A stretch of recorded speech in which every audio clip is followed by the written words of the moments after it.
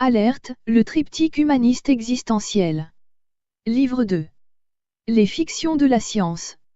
Tome 2. Chapitre 5. Les civilisations. Nous connaissons les notions de sociétés et de culture. La notion de civilisation est plus complexe à comprendre. La civilisation se rapporte à un concept de dynamique de l'évolution. Sur notre planète, beaucoup de civilisations se sont développées et ont atteint des sommets, puis soudainement elles ont disparu. Les causes de leur disparition sont parfois explicites, parfois curieuses, parfois incompréhensibles. La valeur d'une civilisation se mesure à partir de sa dimension matérielle et de sa dimension spirituelle. Le terme de civilisation, lui-même peut prêter à diverses interprétations. La première de ces interprétations est associée à un jugement de valeur, correspondant à son niveau de raffinement. La seconde correspond à son aspect social, tel que l'art, la science, la technologie. La troisième porte sur sa définition géographique, sur son déploiement et sur son influence auprès des sociétés et des cultures qui l'entourent. L'étymologie suggère une relation de valeurs économiques et sociales. Elle devient un modèle idéal vers lequel les sociétés en présence doivent s'orienter. Aucune des civilisations recensées sur notre planète n'a échappé au processus paraissant inévitable de leur disparition, souvent soudaine. Leur effondrement serait la conséquence d'un point critique atteint. Celui de la décadence apparaît comme inéluctable. Notre civilisation, qui a atteint un sommet technologique très rapidement, pourrait parfaitement connaître le chaos, si les systèmes informatisés, par exemple, qui organisent absolument toutes les démarches, arrêtaient soudainement de fonctionner, pour une quelconque raison que ce soit. Il convient de ne pas confondre des sociétés à groupement d'intérêts économiques, avec une civilisation ayant des valeurs morales et culturelles, sociales et spirituelles. Nos sociétés hétéroclites ne représentent qu'une civilisation parcellaire, non accomplie. Les guerres menées en permanence, partout sur cette terre, ne peuvent en rien présager d'une civilisation organisée. Nous en sommes bien trop éloignés. Les sociétés extraterrestres seraient-elles pourtant des exemples, qu'il y aurait la possibilité de réalisation de civilisations à haute technologie?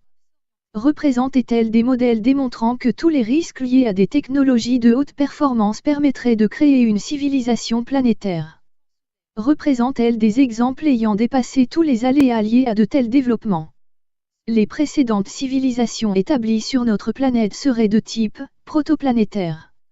La civilisation romaine ou égyptienne, mais il y a d'autres exemples, représentent des exemples de prototypes de civilisation protoplanétaire. Un modèle d'évolution technologique pourrait aboutir vers une intelligence artificielle qui déterminerait les principaux éléments permettant la survie de la civilisation humaine. Elle déterminerait les programmes de développement internationaux par les échanges économiques globalisés, la suppression des fanatismes et de toutes les activités portant une nuisance à l'intérêt général. Si, comme c'est une certitude maintenant, certaines civilisations extraterrestres se préoccupent du sort de notre civilisation, c'est peut-être qu'elles auraient d'abord connu des niveaux critiques identiques aux nôtres, avant d'atteindre d'autres niveaux d'organisation, que nous ne soupçonnons pas encore. Les profils de ces civilisations ne nous seraient pas encore communiqués. Peut-être que certaines d'entre elles ont été confrontées à des cataclysmes majeurs auxquels elles auraient su faire face. Peut-être sont-elles parvenues à établir des fédérations, réunissant différents modèles de civilisation intergalactique. Les modalités de ces civilisations nous seraient peut-être inconnues et elles seraient vraisemblablement très éloignées de nos préoccupations terrestres. Ces civilisations de visiteurs seraient actuellement en relation avec des groupements détachés des systèmes démocratiques, souvent appelés complexes militaro-industriels. Les prérogatives de ces complexes seraient exponentielles. Ils auraient accès à des technologies inconnues et à des niveaux scientifiques et cosmologiques insoupçonnés. Ils bénéficieraient d'infrastructures souterraines cachées, protégeant ainsi totalement leur pouvoir d'action dans des domaines inaccessibles pour les autres populations.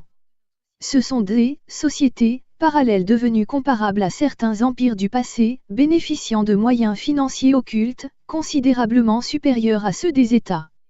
Y aura-t-il un jour où viendra la divulgation de ces oligarchies suspectes? Le risque de faire croire à une maîtrise de l'espace par l'armée américaine, qui posséderait une technologie supérieure, permettant aux États-Unis de cacher la réalité extraterrestre, serait désastreux. Des groupes privés auraient vite fait de démontrer la supercherie. À moins d'imposer une dictature totalitariste, à l'échelle planétaire, et c'est ce qui semblerait s'être mis en place, les Américains ne pourront plus cacher la réalité sur la présence des extraterrestres parmi nous, pendant encore d'autres décennies. La qualité des informations, actuellement en circulation sur des systèmes d'informations extérieurs, concernant les ovnis, et la qualité des témoignages concernant de hauts responsables publics ou privés, devraient pouvoir contraindre ces organismes cachés à faire un minimum de révélations. Il est un exemple qui pourrait leur servir de comparaison. Le brouillage des messages adressés aux Français envahis par l'occupation allemande en 1945 n'a pas empêché la défaite de l'armée allemande. Autrement dit, tous les brouillages de la réalité devraient être bientôt vains. De nombreuses sociétés forment des empires haïssables à cause de leur comportement de dissimulation et de désinformation de la réalité, et les USA figurent dans ce lot. L'incompétence ou la complicité des systèmes d'information devront, soit démontrer comment les civilisations extraterrestres auraient déjà pris contact avec l'espèce humaine, soit démontrer, pour le moins, une grande mansuétude à l'égard des populations désinformées jusqu'alors. Seule, la divulgation de la réalité permettra à l'espèce humaine de progresser vers une civilisation des autres planètes. Les entités extraterrestres seraient conscientes des difficultés de progression de l'espèce humaine. Cependant, nos rapports avec eux ne pourront pas se faire d'égal à égal. Les circonstances des contacts avec eux n'appartiennent qu'à eux. Les modalités qui accompagnent ces circonstances ne peuvent pas leur être imposées. 3 degrés de rapport peuvent être observés. Le premier ne comporte que des rapports d'observation concernant le phénomène ovni. Le second correspond à des contacts limités, souvent secrets et courtois, sans influence majeure. Le troisième implique des contacts fréquents et une collaboration très active avec des transferts de technologie. Ce niveau d'implication peut laisser présager tous les scénarios dits de science-fiction. La civilisation humaine, lorsqu'elle sera enfin informée de la réalité des créatures peuplant d'autres planètes, devra d'abord faire abstraction de tous les enseignements qu'elle avait reçus jusque-là, dans quasiment tous les domaines de son organisation. Une adaptation progressive à une telle situation est inévitable. Il s'agira d'abord d'apprendre à comprendre cette réalité. Ensuite, il conviendra d'établir une préparation spécifique aux technologies impliquées ainsi que des formes de vie hyper-intelligentes, pour l'instant présumées.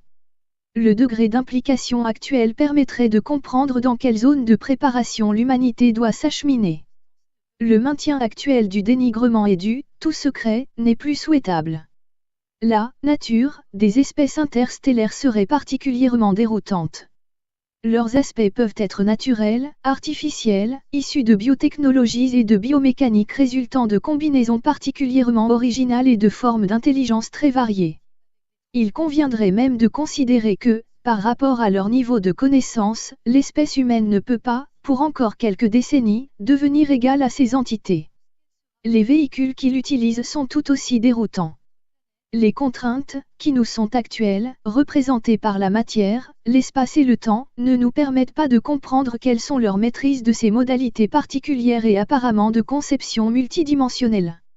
Les modèles de valeur, des témoins d'apparition d'ovnis, sont souvent conscients d'une nécessité dans la remise en question de nos valeurs.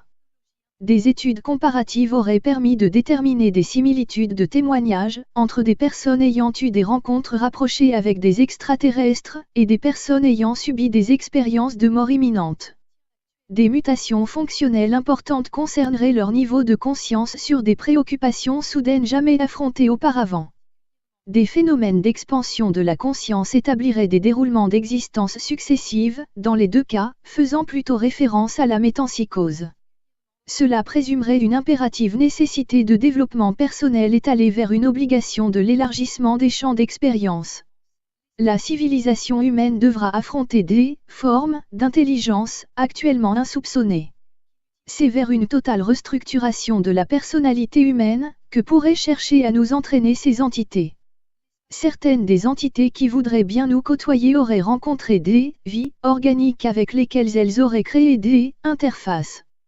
Cela veut dire qu'elle aurait réalisé des caractéristiques spécifiques, leur permettant des adaptations structurelles particulièrement déroutantes. Les formes qui nous côtoieraient actuellement auraient des apparences humanoïdes, insectoïdes, reptiliennes, hybrides ou encore de biotechnologie, indéfinies. Une évaluation, actuelle et très approximative, envisage la possibilité d'existence d'au moins 10 000 civilisations, uniquement dans notre galaxie, qui posséderaient un niveau technologique hautement avancé, par rapport au nôtre. Or, il apparaîtrait maintenant évident, que des échanges intergalactiques se réaliseraient. Il convient donc de multiplier 10 000 par X. La principale raison, semblant motiver ces échanges, pourrait être le recueil des matériels, biologiques et tout particulièrement des ADN. Une autre procédure d'étude aurait permis d'identifier des bases extradimensionnelles, réunissant la coexistence de différents plans d'univers, ou des transports interdimensionnels, pourrait notamment expliquer la soudaine apparition par matérialisation, ou disparition par dématérialisation, de certains objets volants, qui pourraient ainsi changer de plan.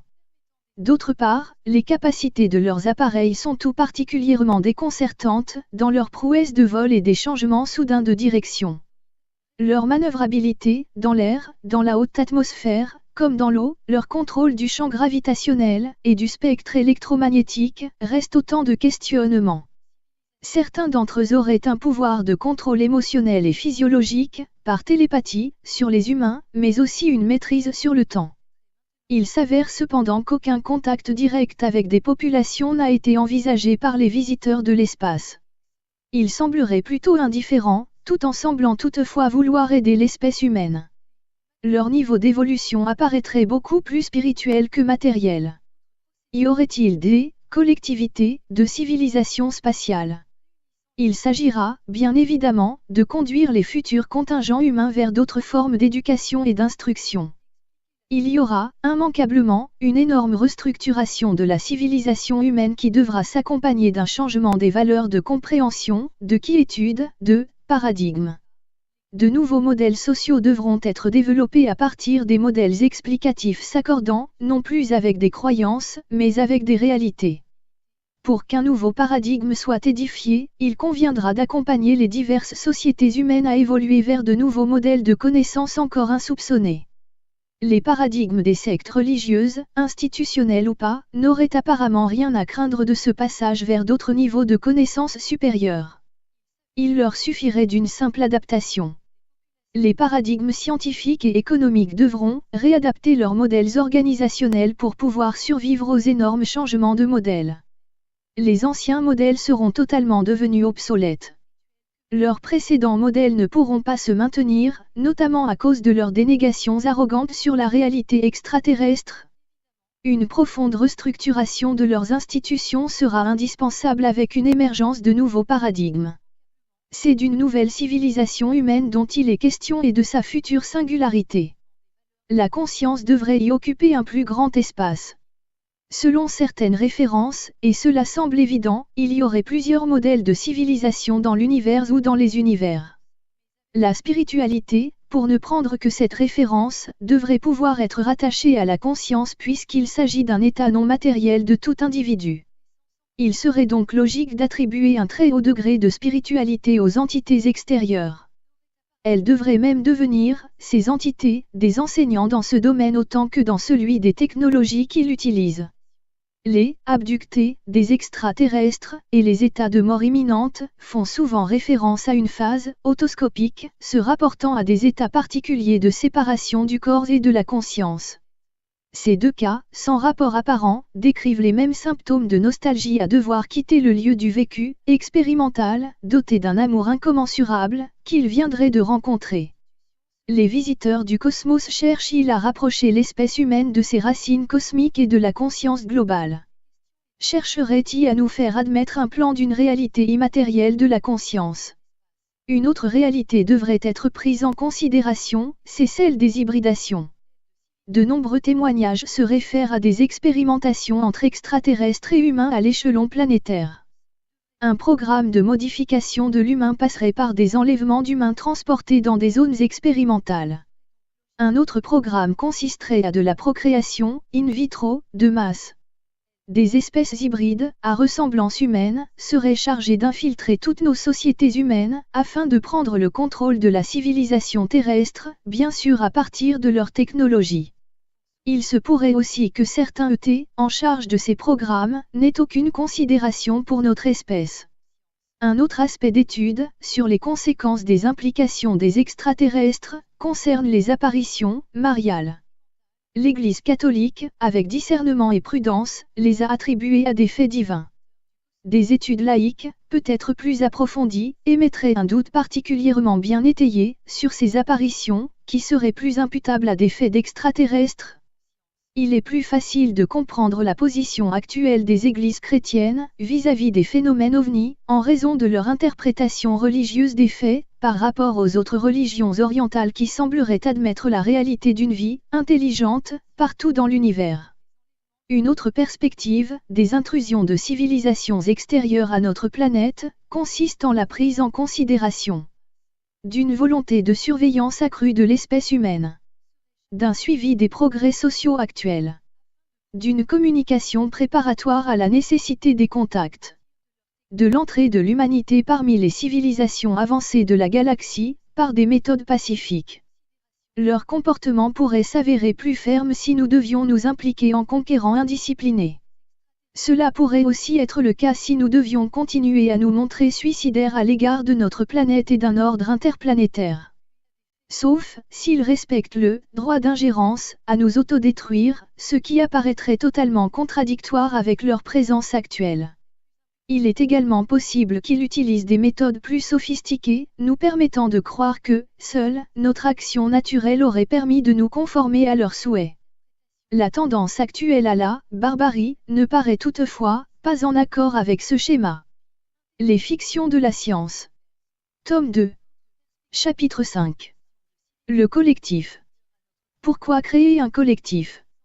La première étape de formalisation d'un collectif est de se mettre d'accord sur ce qui constitue l'identité du collectif, et d'en créer un texte de référence, même court, avec par exemple l'objectif du collectif, son cadre, ses principes de fonctionnement, etc. Qu'est-ce qu'un collectif? C'est un ensemble de personnes qui se réunissent pour réfléchir et agir devant une situation face à laquelle ils sont conscients qu'agir individuellement ne serait pas efficace. Elles ont un but commun, mais pas forcément les mêmes méthodes puisqu'ils viennent d'horizons différents et c'est dans la confrontation des divers points de vue que l'action se crée. Quel statut et quelle structure pour un collectif? La grande force et la grande souplesse des collectifs, c'est de n'être organisés par aucune structure et de n'avoir, contrairement aux associations, aucun statut à respecter. Le but commun est le point de rencontre de la réflexion et de l'action. Il n'y a pas de responsable élu ou désigné une fois pour toutes. Mais il y a des gens qui prennent des responsabilités, qui font des propositions soumises aux réflexions des autres, des décisions prises à la majorité des présents dans les réunions. Il n'y a pas de représentants de partis, de syndicats, d'associations ou de personnages supérieurs. Dans un collectif, il n'y a pas d'adhérents, avec carte numérotée, etc., mais des participants qui sont tous au même niveau, la différence vient de leur plus ou moins grand engagement par rapport à la vie du groupe et à ses objectifs. Comment créer un collectif? Voici comment créer un collectif pour agir localement. 1. Il est recommandé d'abord de réunir 4 à 5 personnes, le collectif devant logiquement grossir petit à petit. Il est important qu'une réunion commence et se termine à l'heure. Les personnes qui ont l'habitude d'être ponctuelles ne se sentent pas respectées et cela envenime le climat relationnel avant même que la réunion ait commencé. Pour éviter cela, il suffit de commencer à l'heure prévue sans attendre les retardataires. De même, la réunion doit se terminer à l'heure prévue. C'est là aussi une question de respect des contraintes de chacun. 2. Définir un porte-parole pour établir les documents du collectif et les autres formalités. Établir un ordre du jour compatible avec la durée de la réunion en veillant à réserver une marge. Pour inclure un ou deux sujets qui pourraient être demandés au début de la réunion en raison de leur actualité. Pour permettre de commencer la réunion par un temps d'expression libre destiné à évacuer d'éventuelles tensions, partager un ressenti, témoigner d'un événement qui puisse intéresser le groupe ou éclairer l'expérience en cours, partager quelque chose de personnel, etc. l'ordre du jour est établi par l'animateur ou le secrétaire de la réunion précédente et envoyé à chaque participant par courriel au moins 48 heures avant la réunion. Toutefois, si les circonstances ne le permettent pas, l'ordre du jour est remis aux personnes présentes à l'ouverture de séance. Un temps est prévu pour chaque sujet de sorte que l'addition des temps prévus correspond à la durée de la réunion. En début de séance, après le temps d'expression libre, la désignation de l'animateur ou animatrice de réunion et du gardien du temps, l'ordre du jour tel qu'il est présenté est soumis à adoption. On peut alors décider d'accorder plus de temps à tel ou tel sujet quitte à évacuer un autre qui peut attendre, inclure un nouveau sujet qui mérite d'être examiné pour sa pertinence et son actualité, etc. Si nécessaire, une prolongation de séance peut être alors demandée en veillant à ce que cela soit accepté de bonne grâce par tous, y compris par celles et ceux qui ne pourraient pas rester au-delà de l'heure initialement prévue. Il est toutefois souhaitable d'éviter cela, d'où la nécessité de prévoir une marge confortable. Quelle que soit l'organisation hiérarchique existante sur le papier, il est souhaitable que les responsabilités, à tout niveau, ne deviennent pas des rentes de position. Ainsi, dans le cadre des réunions, nous recommandons de désigner un animateur ou animatrice, par tout procédé au choix, tirage au sort en début de réunion, liste tournante, de sorte que ce rôle revienne indifféremment à chacun au fil du temps. Son rôle est de veiller à ce que toute personne demandant la parole puisse la prendre à son tour et sans la monopoliser et que la forme de communication soit respectée. Il faut aussi prévenir les conflits en invitant le groupe à prendre du recul, à respirer, si les débats commencent à prendre la tournure de prise de position ou si le ton monte. Sur le même mode que l'animateur de séance, un gardien ou gardienne du temps est désigné en début de séance. Il ou elle veille à ce que le temps prévu pour chaque point de l'ordre du jour soit respecté. Il ou elle prévient le groupe lorsque la moitié du temps est écoulée, puis les 3/4. Les 5 dernières minutes sont réservées à la rédaction du résumé de la séance. Si un point de l'ordre du jour n'a pu être mené à son terme dans le temps prévu, il est reporté à la réunion suivante. Une réunion spécifique peut être décidée en raison de son importance, ou un sous-groupe peut être créé pour travailler spécifiquement sur lui. C'est sur la base de ce qu'aura produit ce sous-groupe que la question sera alors examinée ultérieurement par l'ensemble des participants. Un ou une secrétaire de séance peut être souhaité.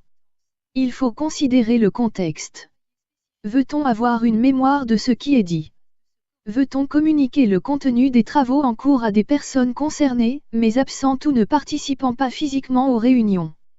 Cela mérite réflexion, car rédiger systématiquement un compte-rendu de séance représente un travail prenant, dépendant aussi du niveau de synthétisation des débats demandés. À l'extrême inverse, on peut ne recourir qu'à l'établissement d'un document de synthèse.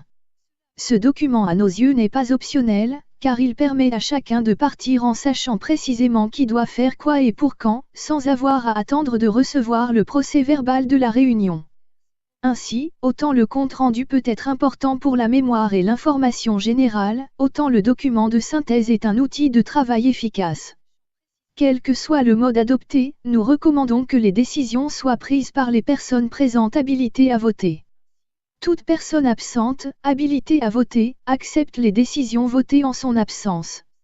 Elle peut toutefois demander la révision d'une décision si elle apporte un éclairage nouveau et pertinent sur le sujet traité, seulement si le groupe accepte de revenir sur le sujet en raison de l'importance des éléments exposés, la décision peut être rediscutée. Sinon, elle s'impose aux personnes absentes qui doivent les accueillir de bonne grâce. La prise de parole, quelle que soit la forme de communication utilisée, quelques règles simples d'une grande valeur pour obtenir des échanges riches et agréables ont intérêt à être instituées à l'intérieur du groupe. Ces règles ne doivent pas être considérées comme des contraintes, mais au contraire comme des outils d'aide à une communication saine.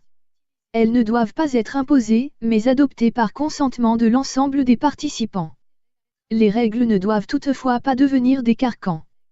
Si à l'usage on s'aperçoit que telle ou telle règle est mal vécue et génère des effets secondaires négatifs, il ne faut pas hésiter à la revoir.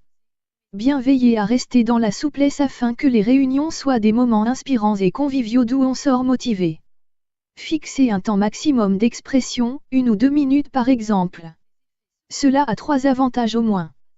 Celui d'éviter la monopolisation de la parole, à laquelle certains sont coutumiers, celui d'apprendre à exprimer ce que l'on veut dire de façon concise, celui d'offrir à tous de nombreuses occasions d'expression.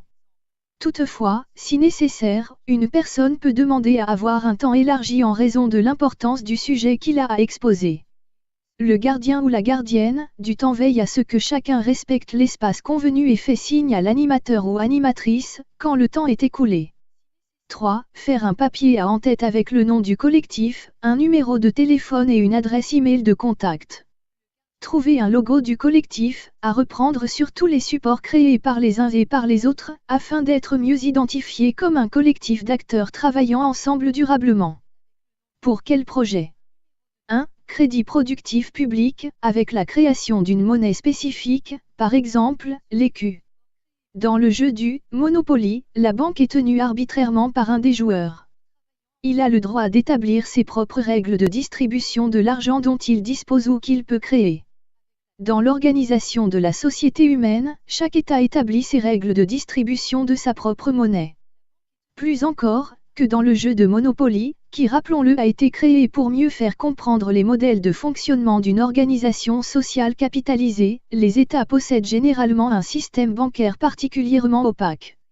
Lorsque la stratégie bancaire n'est pas visible, les règles sociales sont complètement faussées.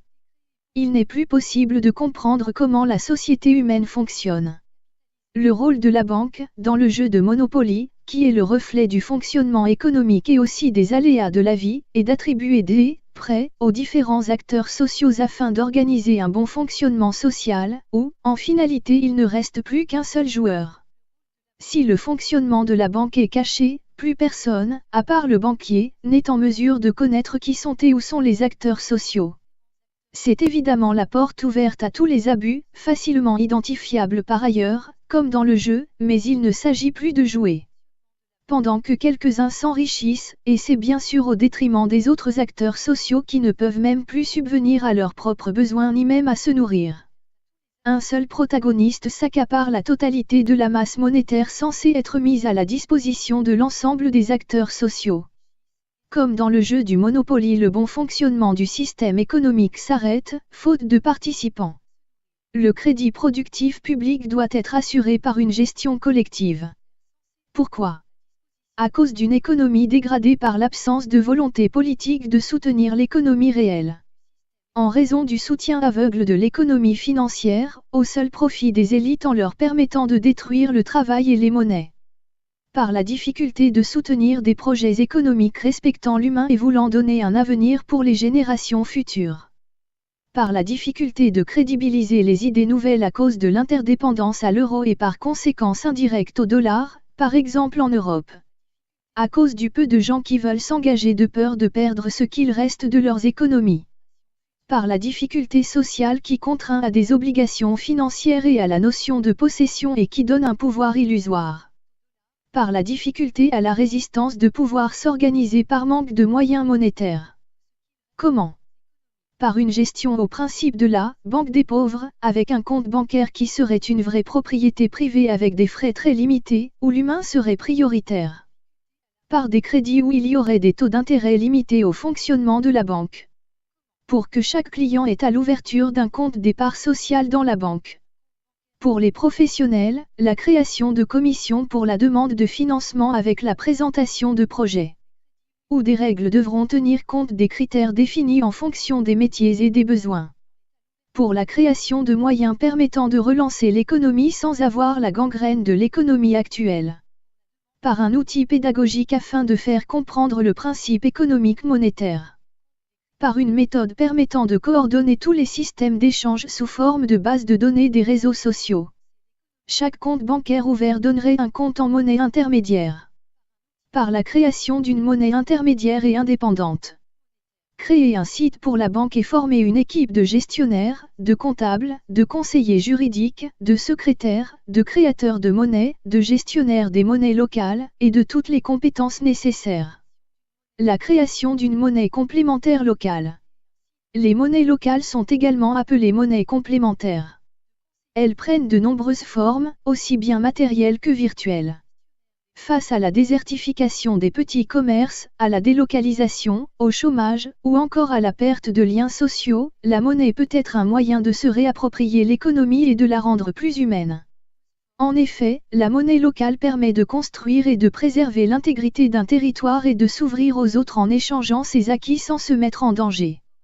Le but n'est pas de concurrencer la monnaie nationale, mais de créer une monnaie complémentaire qui puisse pallier les déficiences du système monétaire actuel devenu incontrôlable, en ces temps de crise économique.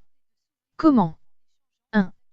Constituer le noyau des fondateurs, en veillant à avoir dans le groupe au moins un professionnel dans un secteur d'activité répondant à des besoins courants, afin de pouvoir offrir dès le départ un lieu où le paiement en monnaie locale est accepté. 2.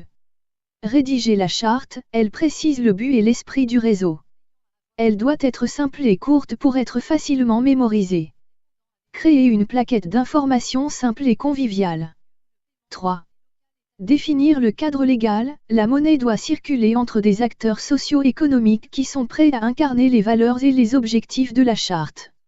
Ils doivent donc être adhérents d'un groupe identifiable. Les membres du collectif sont a priori les cadres les mieux adaptés. Toutes les monnaies locales sont adossées à la monnaie nationale. Une unité de monnaie complémentaire vaut 1 euro. Elle est légale si elle est en conformité avec l'article L521-2 du Code monétaire et financier et qu'elle est confinée à un territoire restreint et ne concerne qu'un éventail réduit de biens et de services. La monnaie complémentaire doit avoir une dimension sociale et solidaire servant à financer des projets sociaux. La monnaie locale permet de payer des transactions entre particuliers et entreprises et entre entreprises. Elle doit favoriser la prospérité économique locale. Elle n'est pas conçue pour concurrencer ou remplacer la monnaie nationale. Il s'agit d'une unité de compte de réseau, UCR. Ces systèmes sont tout à fait officiels et légaux. Le chiffre d'affaires réalisé en UCR est déclaré en comptabilité comme s'il s'agissait d'un règlement effectué avec une devise étrangère. La fiscalité du pays peut donc s'exercer normalement. La limite de cela est qu'une entreprise ne peut réaliser qu'une partie minoritaire de son chiffre d'affaires en UCR, faute de quoi elle ne pourrait plus faire face au paiement des taxes, salaires et charges sociales et frais généraux. Les systèmes d'échange locaux, CEL, ne concernent que les particuliers. Les participants échangent des biens et des services dans une unité de compte qu'il n'est pas nécessaire de posséder a priori. C'est la réalisation de l'échange qui crée la monnaie. La vraie richesse est dans le bien ou le service et dans la qualité de la relation. C'est un argent dont la provenance est basée sur l'égalitarisme de l'offreur et du demandeur, il décourage l'accumulation et encourage la coopération parmi ses usagers. Cette monnaie n'est qu'un outil d'échange qui permet d'éviter les contraintes liées au troc, il n'a ni valeur d'épargne ni valeur spéculative. Le compte de l'offreur est crédité du montant qui aura été convenu, la même somme sera débitée du compte du receveur. Préalablement, bien sûr, le groupe aura défini ce que représente l'unité, par rapport à la monnaie nationale par exemple, ou pouvant être convertie en une unité de temps. Un inventaire des offres disponibles est établi au sein de la communauté pour permettre aux membres de savoir qui fait quoi et qui offre quoi. Les échanges se font de gré à gré, les comptes y sont centralisés. Des expériences fondamentales ont donné naissance à un vaste mouvement de monnaie complémentaire de par le monde, estimé à plus de 5000 expériences en cours, de nature très variée, qui s'adressent à la société dans toutes ses composantes, particuliers, entreprises et collectivités locales. Dans la grande majorité des cas, elles visent à réintroduire dans l'économie du sens, des valeurs sociales et écologiques. La communauté qui décide de la mettre en circulation crée purement et simplement son unité de compte sans rapport avec ou sans convertibilité possible avec la monnaie nationale. On se trouve alors dans un cas de figure inverse à celui qui préside dans nos sociétés. En effet, contrairement au système économique dominant, il n'est pas nécessaire de posséder la monnaie pour accéder à un bien ou à un service. Cela ouvre naturellement de vastes horizons, mais on bute rapidement sur une question majeure. Que représente cette monnaie? Le commerçant qui va la recevoir en paiement est-il satisfait? S'il est au cœur d'un vaste réseau qui lui permet de régler ses propres dépenses avec la monnaie complémentaire locale qu'il a encaissée, oui. Cela implique la réalisation d'un réseau assez vaste et diversifié en productions essentielles pour permettre une circulation fluide de la monnaie, dans la confiance, tout en vérifiant que c'est compatible avec la réglementation nationale sur la monnaie afin de s'engager en toute connaissance de cause. C'est ce cas de figure le plus courant en Europe. Pourquoi est-il courant? Outre l'aspect réglementaire, choisir cette option ouvre la possibilité de démarrer l'expérience avec un réseau restreint, car les quelques prestataires professionnels ont alors la sécurité de pouvoir reconvertir la monnaie locale en monnaie nationale. Principe général de fonctionnement. Tous les membres, personnes individuelles et prestataires professionnels se réunissent au sein d'un réseau identifié en officialisant leur adhésion. En signant la charte qui exprime les valeurs et objectifs du réseau, par cet acte chaque membre se dit solidaire de ses valeurs et objectifs. En faisant signer une convention de partenariat aux prestataires professionnels, dès lors que la finalité du projet revêt des valeurs sociales, écologiques et éthiques qui proposent de poser des actes devant incarner progressivement ces valeurs, il est souhaitable qu'un tel document existe afin de rendre plus claire la contribution des entreprises à cet objectif commun. Les particuliers membres règlent leurs achats effectués dans les commerces et entreprises du réseau au moyen de bons d'échange en monnaie complémentaire locale. La masse de monnaie complémentaire locale en circulation est donc équivalente à la masse de monnaie nationale collectée. Plus tard, au fur et à mesure que le réseau grandit en nombre et en diversité, la monnaie locale tournera nécessairement mieux. Il a été constaté que la demande de reconversion en monnaie nationale de la part des professionnels diminue. Elle représente la possibilité de pouvoir offrir une amélioration durable du pouvoir d'achat des plus démunis, et celui de pouvoir mieux contribuer au soutien de projets locaux. Dans ce système, chaque entreprise reste libre de sa politique commerciale et décide de ce qu'elle rend disponible aux échanges à l'aide de la monnaie complémentaire. Elle peut reconvertir ses encaissements en monnaie nationale. Cette faculté est réservée uniquement aux entreprises. Les entreprises affiliées rendent visible leur contribution au réseau par un panneau indiquant qu'elles acceptent la monnaie complémentaire locale. Au départ, le plus simple est de lancer l'opération avec un seul moyen de paiement, la monnaie complémentaire, par le porte-monnaie électronique, en ce qui concerne les petits paiements, par des paiements informatisés pour les échanges entre les entreprises. Il est à noter que les factures et les tickets de caisse s'établissent exclusivement en euros. C'est le paiement qui se fait en tout ou partie en monnaie complémentaire locale. Toutes les écritures comptables des entreprises sont passées en monnaie nationale. L'équivalent monnaie nationale et monnaie complémentaire est donc primordial. Les règlements en monnaie locale entre entreprises affiliées ne résultent ni d'une obligation, ni d'une décision unilatérale, mais d'une entente négociée soit sur un volume ou une durée, soit au coup par coup. Rappelons que le système pour être légal suppose que le chiffre d'affaires réalisé en monnaie complémentaire locale soit inclus dans les comptes de l'entreprise en monnaie nationale. Dans une étape ultérieure, lorsque le réseau se sera élargi, il conviendra de regarder comment faire évoluer les moyens de paiement et la gestion pour faciliter les échanges à tous les participants. Nota, contient des extraits du Réseau des MLC citoyennes. Les fictions de la science. Tome 2. Chapitre 5. La chronologie des étapes. 1. Constituer le noyau des fondateurs. À l'origine est la volonté d'une ou plusieurs personnes, d'une ou plusieurs entreprises. Une poignée de personnes suffit, ce n'est pas le nombre qui compte, mais la motivation. 2. Définir les règles du jeu. Une fois le noyau constitué, clarifier comment on va fonctionner ensemble. La propension naturelle nous pousse à nous réunir et nous lancer dans l'action, uniquement mobilisée par l'objectif de mettre en circulation une monnaie complémentaire. Si le groupe fondateur est essentiel, car c'est lui qui va définir la vision, la mission et le fonctionnement du système, comment envisage-t-il l'avenir au fur et à mesure que se développera le réseau? Est-il celui qui restera au gouvernail? Ne formera-t-il qu'un des collèges qui plus tard animeront le réseau? Quant au lancement de l'opération, elle nécessite un assez grand nombre de réunions. L'expérience a révélé que les réunions dans toutes les organisations humaines représentent un grand défi. Au lieu d'être le tremplin qu'elles devraient être, elles deviennent trop souvent un frein, devenant ennuyeuses et démotivantes quand elles ne sombrent pas dans la caricature des jeux de pouvoir. Il est essentiel de se mettre d'accord sur la façon dont les réunions doivent se tenir. 3. Définir le processus de prise de décision. Il convient vivement d'adopter de processus sociocratiques, où les décisions sont l'aboutissement d'échanges conduisant au consentement de l'ensemble des participants par levée progressive des objections.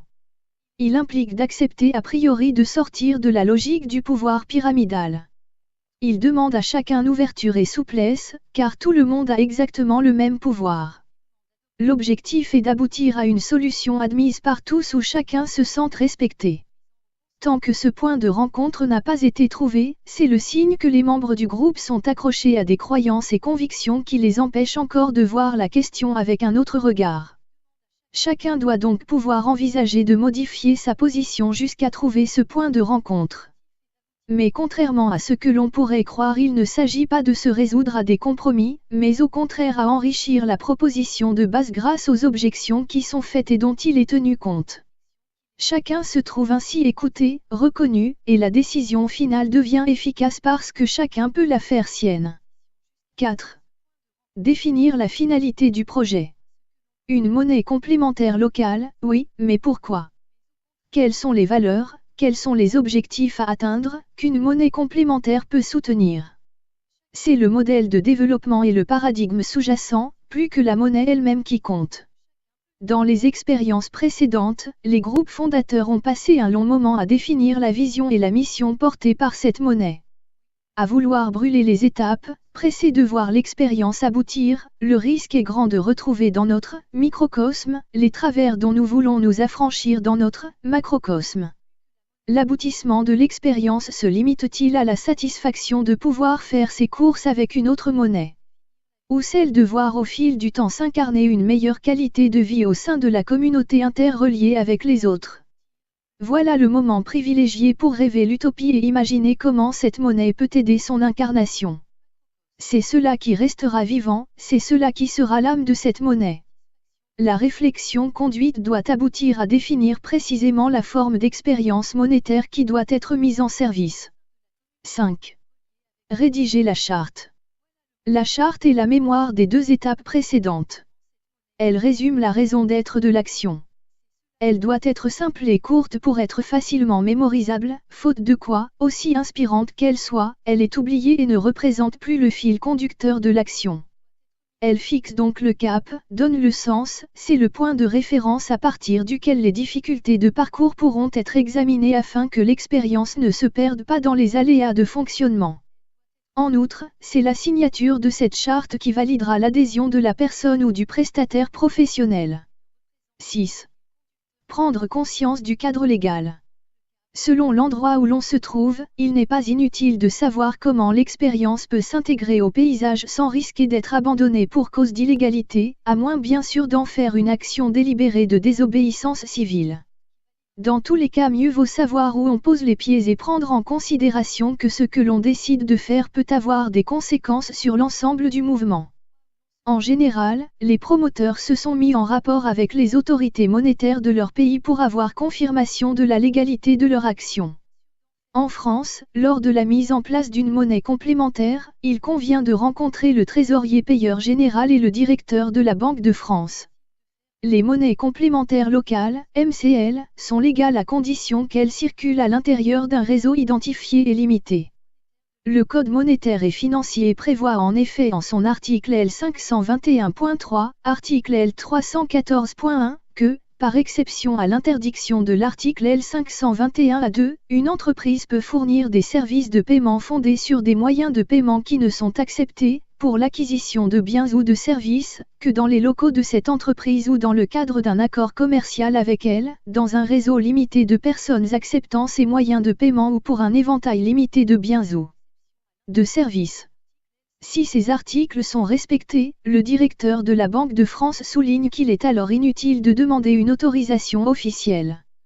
Ce point est intéressant, car avec l'accord de la Banque de France, les trésoriers payeurs généraux devraient donc accepter de recevoir des unités de monnaie locale pour les transports en commun, piscines, théâtres, etc. Cela devrait inciter les municipalités à entrer dans le jeu. Reste la question de savoir si elles doivent nécessairement avoir leur contrepartie en euros. Elle ne doit avoir pour seul résultat qu'une action purement citoyenne. 7. Quelle existence juridique donner au réseau? Où que l'on se trouve, cette question doit se poser. Souhaite-t-on un réseau informel ou identifié? Et dans ce dernier cas, quelle forme juridique souhaite-t-on lui donner? En France et dans la zone euro, comme la légalité prévoit que ce moyen de paiement spécifique doit circuler au sein d'une structure identifiée, alors reste à choisir la forme, collectif.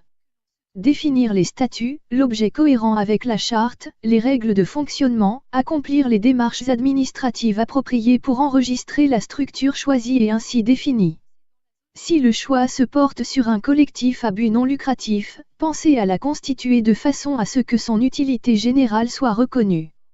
Il est souhaitable que chaque membre du réseau reçoive une carte d'adhésion portant sa photo et sa référence.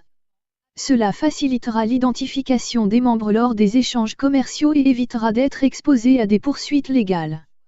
8. Point particulier. Comment acquiert-on de la monnaie locale? Conditions de couverture et auprès de qui? Mise en perspective avec le développement à prévoir au fil du temps. Convertibilité.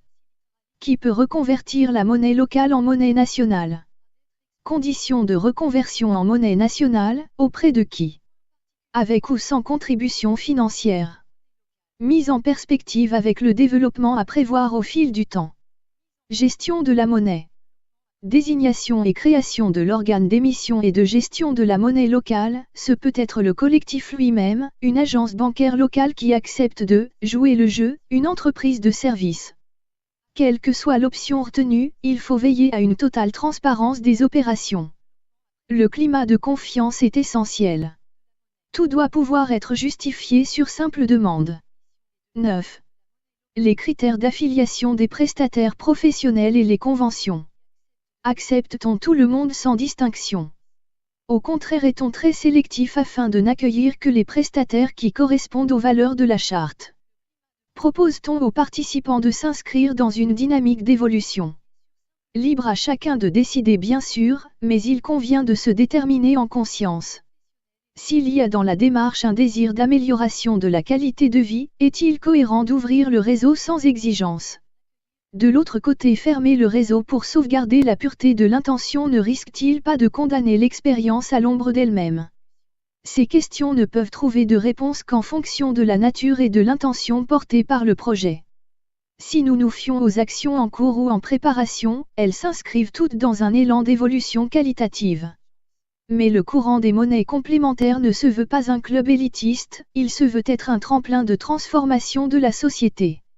Aussi l'attitude prédominante consiste-t-elle à veiller à ce que les entreprises candidates soient en accord avec la finalité de l'action et précisent leur ferme intention de poser des actes pour tendre pas à pas vers cette finalité. Avoir établi au préalable une liste claire des critères requis pour entrer dans le système est un atout pour tous. Plus besoin de passer du temps à s'interroger sur la pertinence d'accueil. Plus besoin de vivre la délicate mission consistant à refuser une demande d'adhésion. À la simple lecture des critères requis, le prestataire évalue lui-même s'il y a adéquation entre la finalité du projet et ce qu'il vise lui-même. 10. Créer une plaquette.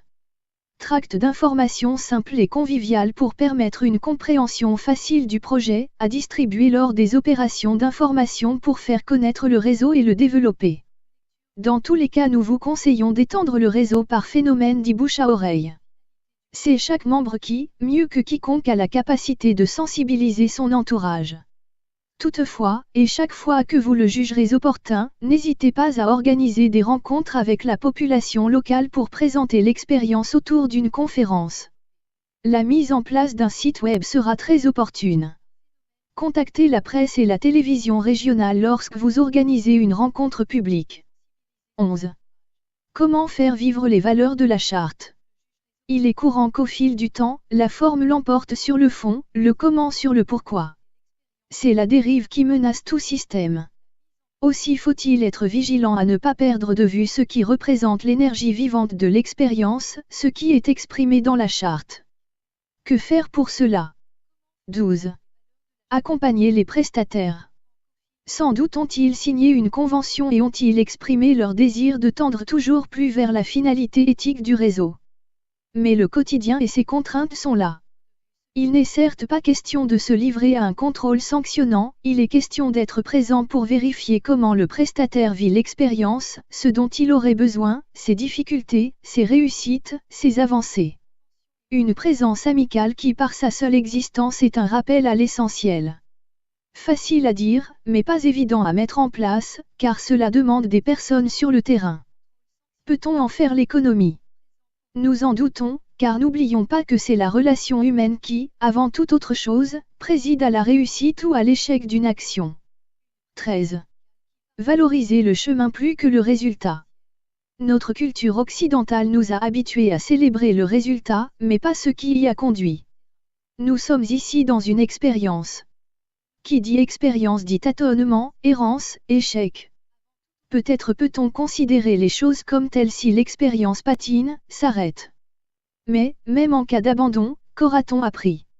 Et pourquoi ne pas célébrer cela?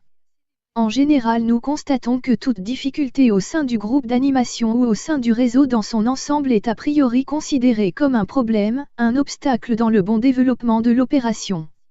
Une clé de succès consiste à se réjouir des difficultés, sans masochisme toutefois et sans les rechercher, car loin d'être des obstacles, elles sont la seule marque d'une limite, d'une incohérence, d'une aptitude que nous n'avons pas encore développée, soit individuellement soit en groupe. Nous sommes désolés de voir parfois des groupes exploser parce que les relations deviennent trop tendues. Si notre nature profonde aspire à l'harmonie, notre culture une fois encore, associe l'harmonie au fait d'être tout d'accord. Quel piège destructeur! Dans nos milieux souvent sensibles à l'écologie, réclamant la sauvegarde de la biodiversité, comment pouvons-nous croire qu'un avenir heureux repose sur la capacité à penser tout la même chose? S'il y a bien une attitude à cultiver au cœur de nos expériences, c'est à apprendre à nous enrichir de nos difficultés et de nos différences. N'est-ce pas le défi le plus important que l'on ait à relever en ce siècle? En effet, une différence devient un obstacle et une cause de rupture si chacun reste campé sur ses positions, croyant fermement avoir raison. Mais si nous acceptons de considérer que toute difficulté n'a d'autre source que nos propres limites et notre incapacité à voir les choses autrement, à nous ouvrir, alors acceptera-t-on d'aller visiter cette limite et s'offrira-t-on le choix de pouvoir la dissoudre plus facilement? Quelle extraordinaire opportunité qui se présente là! N'y aurait-il pas manque de démocratie dans nos sociétés qui pourtant s'en réclament? La démocratie réside dans tout engagement à développer cette attitude. Il est prépondérant de savoir la construire au sein de ce microcosme choisi. 14. Participer à la mutualisation. Il est réjouissant de constater que les acteurs de monnaie complémentaires, tant au niveau national qu'international, se relient et partagent le fruit de leurs expériences, mutualisent leurs connaissances et leurs moyens. Pouvoir bénéficier des apprentissages et acquis de ceux qui ont précédé est précieux et humainement régénérant. Chacun n'a autant à donner qu'à recevoir des autres. Toutefois, il appartient à chacun de se prendre en charge. Notre culture et le capitalisme qui en est l'une des expressions valorisent la compétition et l'individualisme. Nous en touchons les limites. Mais dans un monde où chacun est focalisé du matin au soir sur ses propres affaires, aiguillonné par la nécessité de gagner sa vie dans un environnement de plus en plus rapide, concurrentiel et élitiste, il est bien difficile d'incarner ces valeurs, tant par la force du conditionnement culturel que par le manque de temps et le risque de se fragiliser. Le principe est de faire se rencontrer les membres autour d'actions concrètes destinées à progresser. Exemple de charte. L'ambition. Nous organiser pour initier une évolution de l'économie. Afin qu'elle réponde aux besoins de tous les êtres humains. Dans un rapport harmonieux avec leur environnement et apprendre à coopérer pour que s'épanouisse la vie. Pour cela nous veillons à utiliser la monnaie complémentaire comme un outil de mesure et d'échange économique pour fluidifier les échanges dans un esprit d'équité et d'entraide entre citoyens et entreprises. Développer collectivement des réflexions et actions visant à adopter des comportements économiques de production et de consommation plus cohérents, afin de maintenir et restaurer les équilibres naturels de la Terre et sauver l'évolution de la vie. Reconnaître que la seule vraie richesse nous est offerte gratuitement par la planète Terre, et que c'est celle-là que l'activité humaine doit valoriser, la monnaie n'étant qu'un outil collectif dont le but est d'assurer une répartition équitable de cette richesse à chaque humain. Envisager le bien-être individuel comme indissociable du bien-être collectif. contribuer individuellement et collectivement à la construction de ce nouveau paradigme au travers des réflexions et actions menées dans le réseau.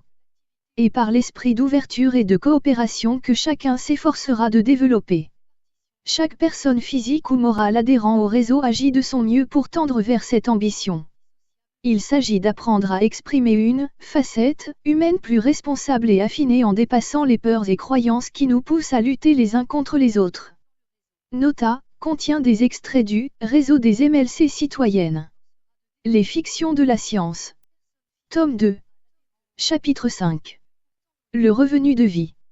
De la même façon que le joueur qui tient la banque dans le jeu du Monopoly et qui distribue l'argent dont il dispose ou qu'il peut créer, voire, le dernier regard, tome 2, chapitre 9, le collectif peut aussi créer un revenu de vie. Il est connu sous des appellations diverses, allocation universelle, revenu d'existence, revenu citoyen, revenu universel, revenu social garanti, dividende universel, revenu de base, etc. Voir les divers sujets traités dans les tomes 1 et 2, de l'insouciance de la conscience, traitant de ces divers revenus particuliers. Le revenu de vie ne doit pas être confondu avec le RMI, le RSA et autres allocations attribuées de manière conditionnelle en France. Le revenu de vie, lui, est automatique, inconditionnel et inaliénable. Il concerne tout le monde. Il est attribué à chaque individu, de la naissance à la mort. Son montant est suffisant pour garantir à chacun une existence décente, quoi qu'il arrive. Il est cumulable avec les autres revenus salariés ou non. Il ne peut être saisi aux plus modestes, mais il entre dans l'assiette d'imposition des plus aisés. Une contrepartie doit être consentie par le réceptionnaire majeur sans emploi et sans dérogation, d'un équivalent de 20 heures de temps, par semaine, sur 4 semaines par mois et 50 semaines par année, voire, le dernier regard, tome 2, chapitre 2, une seconde alternative, pour pouvoir percevoir un revenu de base de 2000 € ou équivalent, valeur 2016, révisable. Le revenu de vie ne rémunère pas l'emploi, mais le travail au sens large. Ni l'emploi salarié, ni les revenus du capital, ni les aides sociales classiques ne peuvent prétendre désormais garantir le droit à l'existence de chacun tel que défini à l'article 3 de la Déclaration universelle des droits de l'homme, ainsi que décrit dans le tome 2, de l'insouciance de la conscience, au chapitre 10, la DDHC, dans la collection, alerte, le triptyque humaniste existentiel, du même auteur. C'est un fait, en raison de l'informatisation et de l'automatisation de la production, le plein emploi ne peut plus être atteint. Par contre, le travail est toujours d'actualité, et sa tâche est immense. Il est plus que jamais nécessaire que chaque personne qui peut travailler puisse d'abord prendre soin d'elle-même, de ses parents, de ses enfants et de ses proches. Elle doit pouvoir travailler ensuite, pour contribuer au bien commun accessible à tous, connaissances, art, culture, logiciels, etc. Travailler enfin à inventer et à mettre en œuvre à tous les échelons de la société humaine, les moyens qui permettront de léguer une planète vivable aux générations futures. Loin d'être un encouragement à la paresse, il est de notoriété que le revenu de vie permettra à chaque homme et femme, dans la mesure de ses capacités et de son désir, de s'engager de manière sereine, libre et responsable, dans des travaux essentiels pour l'intérêt général, que les emplois traditionnels n'ont jamais eu pour vocation d'assumer. Comment financer le revenu de vie? Il s'agit précisément d'engager pour le financement du revenu de vie tous les moyens alloués à l'entretien de la chimère du plein emploi. L'institution du revenu de vie implique pour les pays qui le mettront en place de revoir leur système fiscal et social, et probablement de reprendre un certain niveau de contrôle sur la création monétaire qu'il avait abandonnée aux banques, ou, pour être plus précis, que les États et les banques leur avaient volé. Les calculs des économistes qui ont réfléchi en profondeur à cette question montrent que cela est parfaitement possible. Il n'est nullement besoin d'attendre quelque cataclysme pour envisager cette profonde transformation. Cela peut se faire progressivement et sans dommage, à condition qu'il existe une prise de conscience et un engagement suffisamment massif. Chaque collectif pourra donc le mettre en œuvre. Qu'avons-nous à perdre? L'illusion d'un emploi salarié et dûment rémunéré pour tous n'existe plus. Avec cette disparition, va s'évanouir aussi pour beaucoup, le réflexe de se définir en fonction de son activité professionnelle, lui permettant d'établir son assise sociale. Cette attitude orgueilleuse et illusoire devra disparaître, au profit d'une communauté humaine beaucoup plus animée par un désir de bienveillance à l'égard des autres que de compétition au détriment des autres. Il ne faut pas le cacher, l'institution du revenu de vie amènera probablement à s'interroger plus encore, sur notre identité, notre rôle dans la société, notre aspiration à procréer, en regard des problèmes de démographie, et sur la nature de ce que nous voulons transmettre à nos enfants et à nos contemporains. L'institution du revenu de vie ne va pas sans des remises en cause profondes de nombreuses habitudes de la vie. Nous pensons néanmoins que cette mutation des consciences et des comportements peut s'effectuer sans violence, et dans un esprit d'entraide mutuelle afin que se développe une nouvelle culture de la responsabilité. Qu'avons-nous à gagner? L'institution du revenu de vie remet en cause le travail tel qu'il est compris usuellement, à savoir comme base du capital et des rapports sociaux, jusqu'alors enseignés par les oligarques. On le sait, la réduction du travail comme emploi provoque automatiquement l'exclusion de ceux qui en sont privés. Il occasionne la peur du chômage chez les salariés, et le contrôle social des assistés. Cette confusion entre travail et emploi a un coût énorme pour la société, en dehors des privilégiés de l'oligarchie, aussi bien financièrement que socialement. Les pathologies sociales et psychiques qu'elle entraîne ne sont tout simplement plus soutenables. Nous n'attendons pas du revenu de vie qu'il règle tous les maux, mais nous affirmons qu'il est absolument nécessaire pour surmonter la crise de confiance actuelle, en réduisant le niveau intolérable de pauvreté, d'exclusion et de peur. Le système monétaire est un concept économique. Les conséquences des modèles inflationnistes provoquent des turbulences. Le pouvoir financier est global. La finance et la banque devraient faciliter le commerce et non le dominer. Les banquiers sont des parasites du modèle économique. Ils s'accaparent les richesses, mais n'en produisent pas. Les créateurs de richesses sont les entreprises. Le système bancaire ne doit exister que pour favoriser les échanges de biens et de services. Autrement, il n'a aucune utilité et c'est actuellement le cas. Les transactions se font à l'échelon numérique, pour toutes les monnaies officielles ou non officielles. C'est la sécurité du modèle qui est primordiale. Les monnaies ont leur légitimité si elles s'accompagnent de la confiance. Quand un système monétaire international s'effondre, et cela a été le cas en 1929, en 1939, en 1971, en 2008, il convient de définir de nouvelles règles du jeu, Monopoly. Cependant, le système économique en réseau est particulièrement vulnérable. Il y a environ 180 monnaies officielles à travers le monde, sans compter celles qui ne le sont pas. À la bourse, ce sont le dollar, l'euro et le yen qui s'échangent le plus souvent. Le Nasdaq est un marché boursier exclusivement virtuel. La moitié des échanges se font à très grande vitesse. Les fortunes permettent d'établir un équilibre social seulement pour ceux qui les possèdent. Pour les conserver, il leur suffit d'appliquer la règle des 3 tiers. Un tiers en or, un tiers en œuvres d'art et un tiers en propriété foncière. Elles permettent aussi de réaliser des financements occultes afin de pouvoir organiser des contrats de vente ou d'achat. Les banques sont en fait des modèles d'arnaque en tout genre. Au moment où les systèmes d'information annoncent quotidiennement l'imminence de catastrophes provoquées par l'effondrement des économies, le réchauffement climatique ou les pandémies, il existe un moyen efficace pour faire face collectivement et pour mobiliser les forces vives, c'est l'instauration du revenu de vie, organisé par les collectifs. Nota, contient des extraits de « Appel pour le revenu de vie ». Alerte, le triptyque humaniste existentiel. Livre 2. Les fictions de la science. Tome 2. Les livres brochés de cette collection Alerte sont en vente chez Amazon, livre français, Philippe Vaisseau. Alerte, le triptyque humaniste existentiel, ses romans. Le fascicule de présentation. Le livre 1, le dernier regard en 2 tomes. Le livre 2, les fictions de la science en 2 tomes. Le livre 3, l'insouciance de la conscience en 2 tomes. Le fascicule d'expertise. Alerte, le